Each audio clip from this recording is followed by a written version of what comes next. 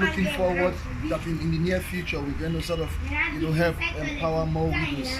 But it's our pleasure, and God bless you. it sort of touches us to think you are doing well. Don't give up. Don't give up. So May the Almighty God increase you, protect you, give you long life, help other widows. Yes, we will try. That's what we're saying. We would, when we go back, we will see what we can do to help other widows. Sort of, for you yourself, if this one is growing, you can help people. So, my fellow brothers and sisters, what we are doing is not to show off or impress you that we can help widows. We have been doing this for so many years, and we'll be showing this. The major reason why we show this is to inspire you to help as many widows as possible that are out there who are neglected by society.